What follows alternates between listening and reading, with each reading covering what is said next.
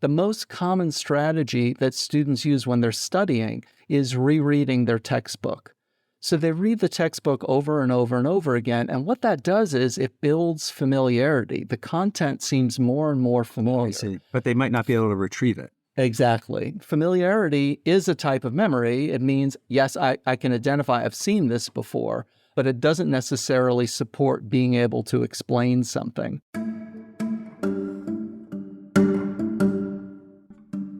Hi, everyone. I'm Jim Ryan, the president of the University of Virginia, and I'd like to welcome all of you to another episode of Inside UVA. This podcast is a chance for me to speak with some of the amazing people at the university and to learn more about what they do and who they are. My hope is that listeners will ultimately have a better understanding of how UVA works and a deeper appreciation of the remarkably talented and dedicated people who make UVA the institution it is.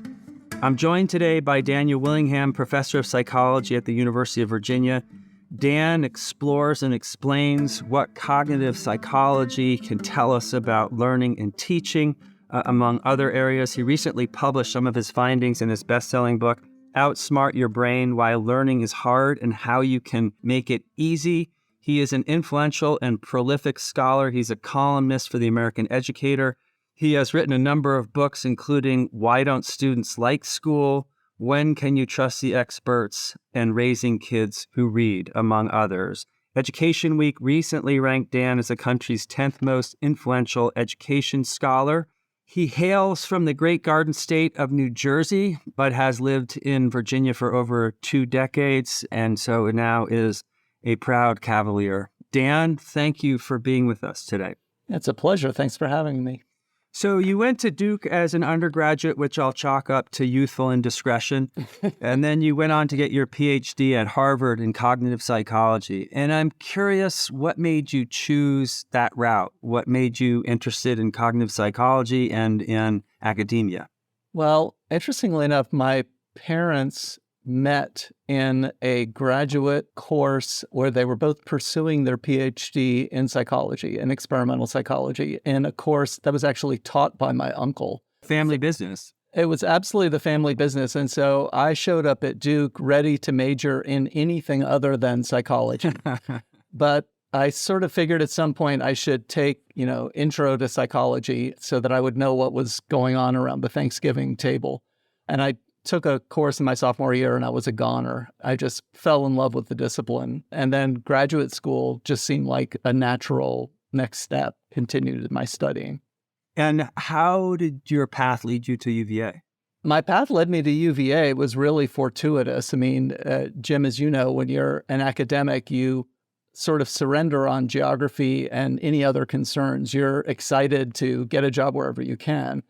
But I got very lucky. I did have some choices, but UVA had such an amazing department and so many wonderful people here. I was absolutely thrilled. So I got here in 1992 and have never seen any reason to leave.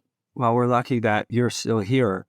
So talk a little bit about your research. As I understand it, you were going down a particular path until around 2000, and then you shifted course.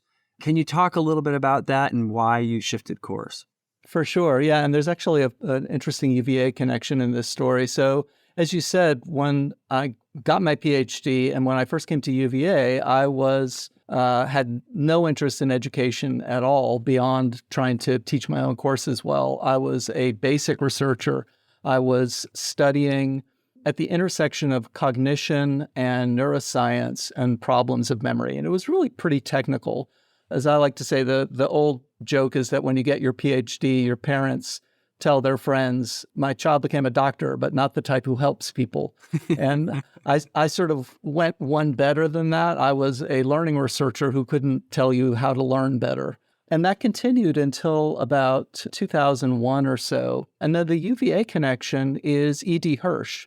Oh, of course, a very eminent scholar at UVA who was an English professor, but wrote a bestseller in the 80s called Cultural Literacy that concerned education, had a foundation here in town, and Don Hirsch called me up and said, listen, how about coming to the conference for the Core Knowledge Foundation and talk to about 500-600 teachers about education and cognitive psychology?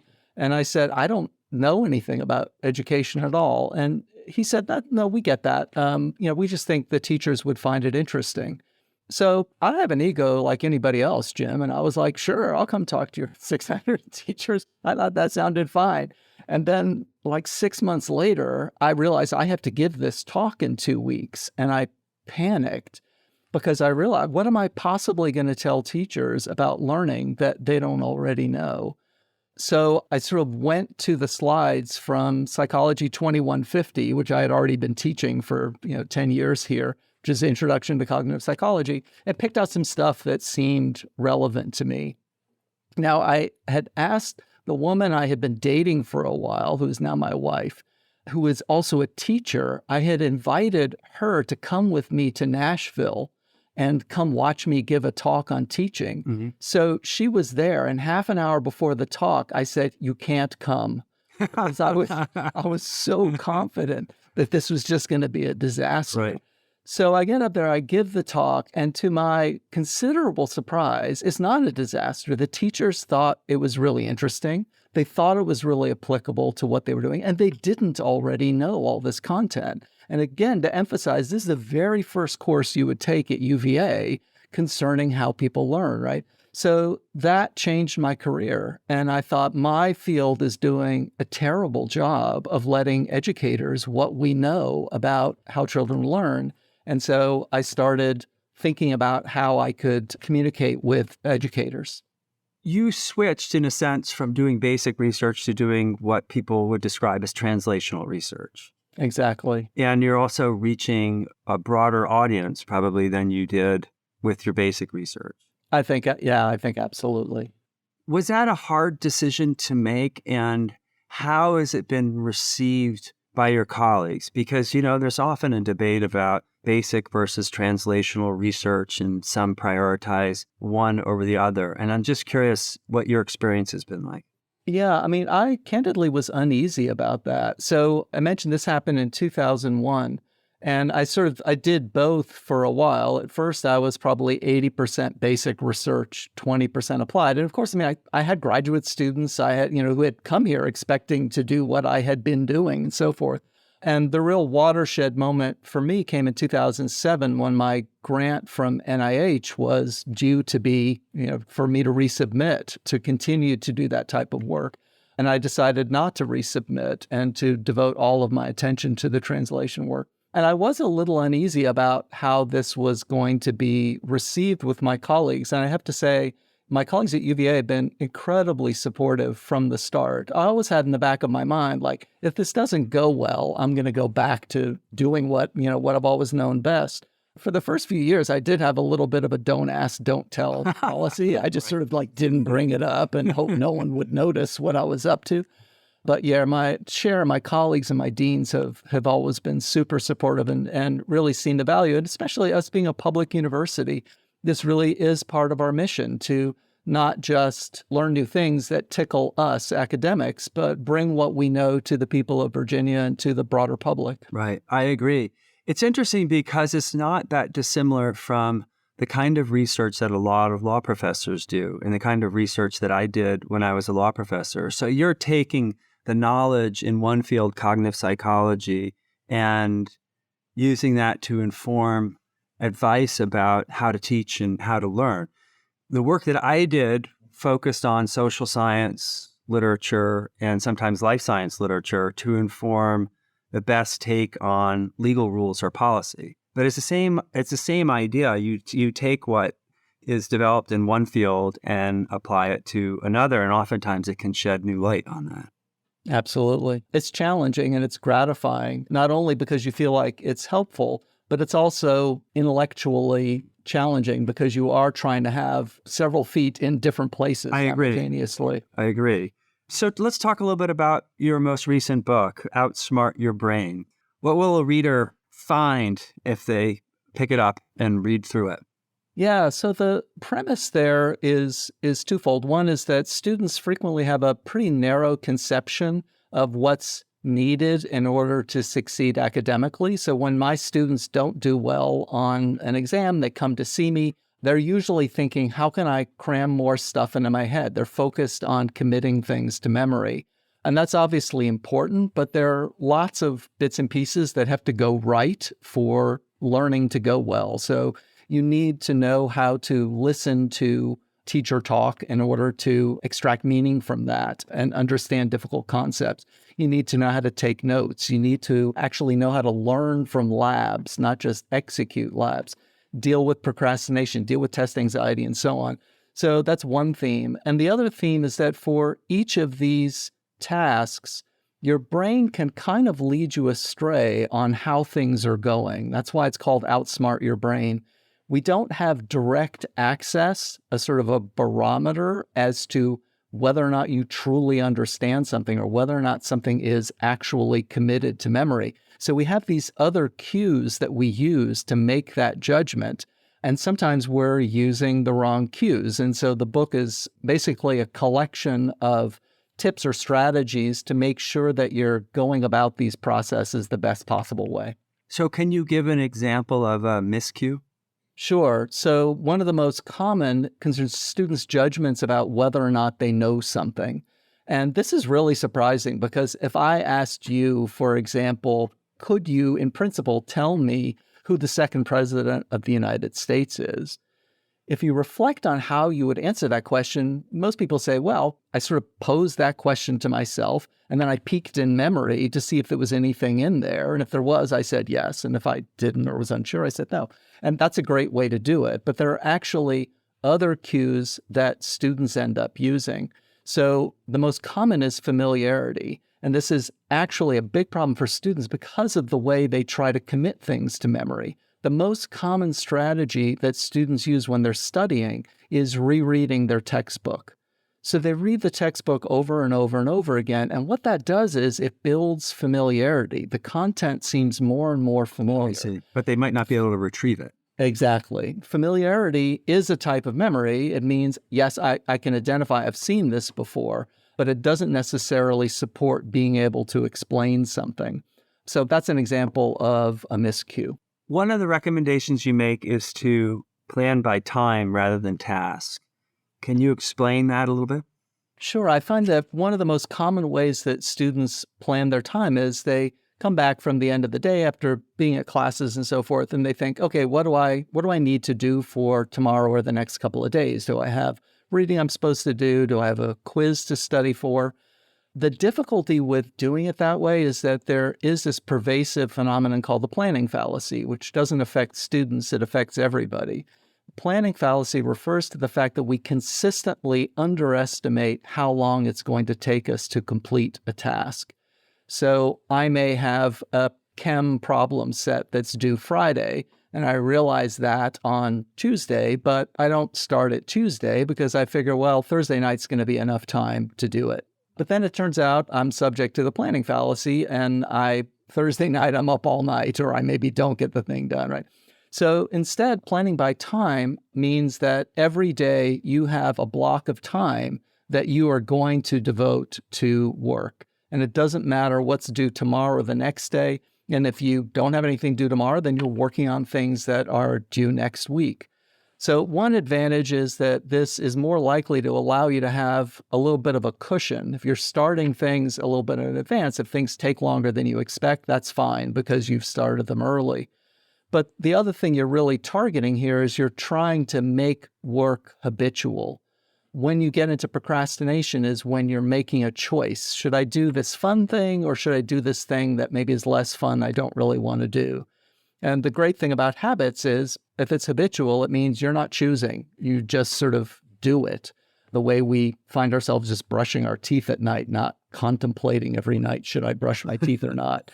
And so if you get into this mode of what do I have to do tomorrow, the danger is you're going to say, well, maybe nothing. And then I could just hang out with my friends or whatever. So that's why I'm so strong on planning by time.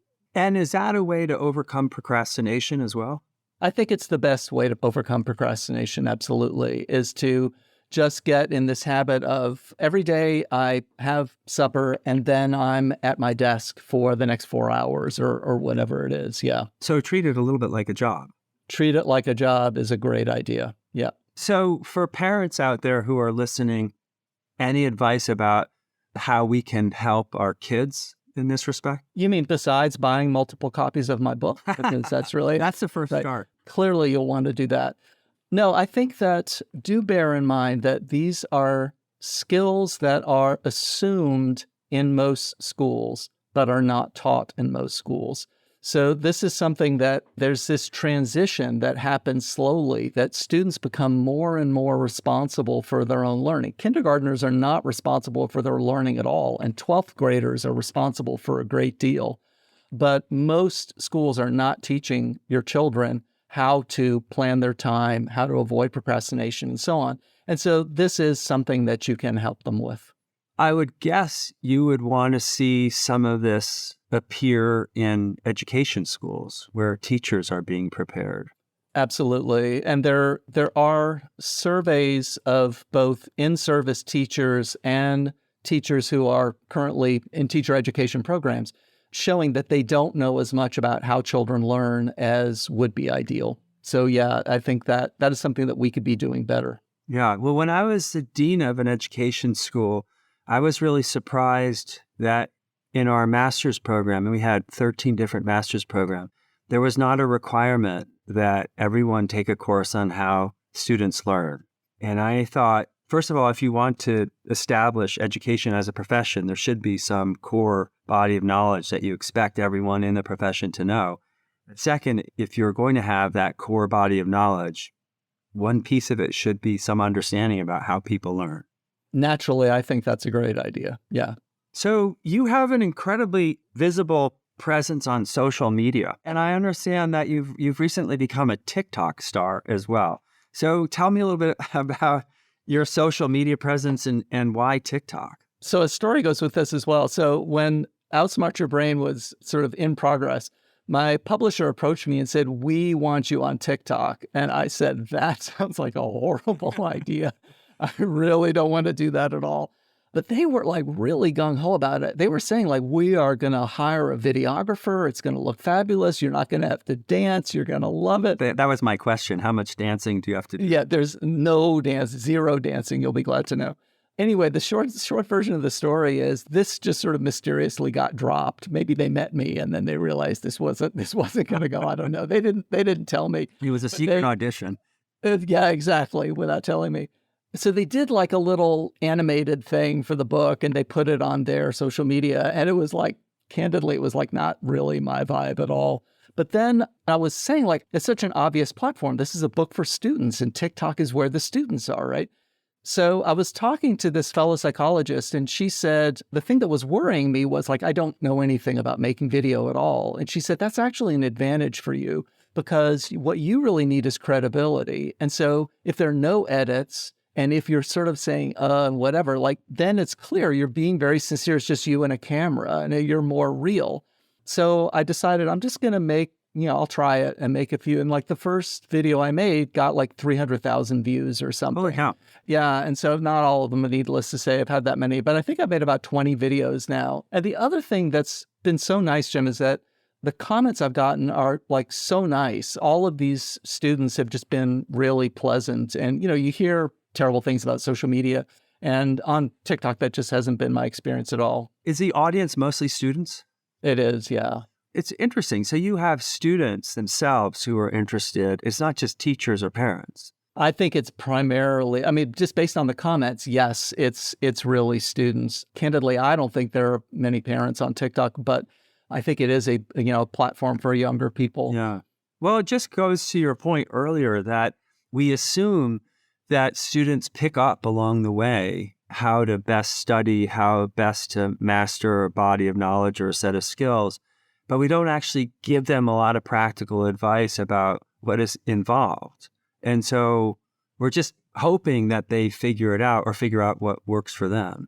Once you put it in those terms, that it's almost like there's a second curriculum going alongside the taught curriculum that's going on top. Everyone's like, oh my gosh, yes. But it's not obvious until you point it out. Yeah. Well, I remember the experience in law school. It took me a while to figure out how best to prepare for exams. And I was guilty of this as a law professor. I would teach a body of knowledge, and then the tests I would give would basically require you to apply that to a completely different set of facts, nothing that you had seen before.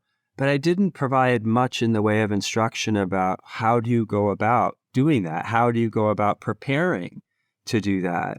And we think that we're testing just knowledge, but to your point about the hidden curriculum, we're also testing skills that we haven't really taught, but expect students to have somehow acquired them. It's true. And so we are sort of rewarding the more resourceful students who are able to figure that out. Figured it out on their own, right? Yeah. Yeah. Or had, a friend or someone else who taught them how to do it. Right.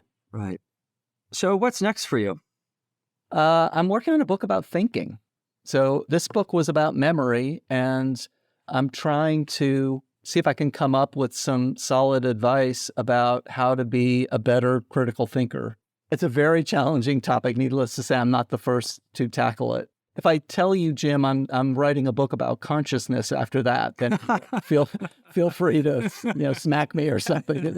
Being and existence. Yeah, exactly.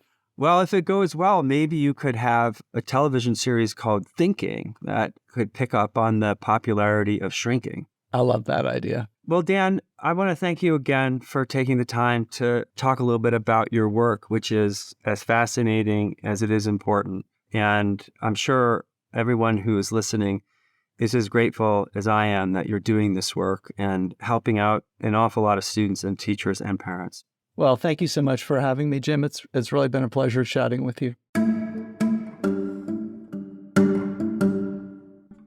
Inside UVA is a production of WTJU 91.1 FM and the Office of the President at the University of Virginia.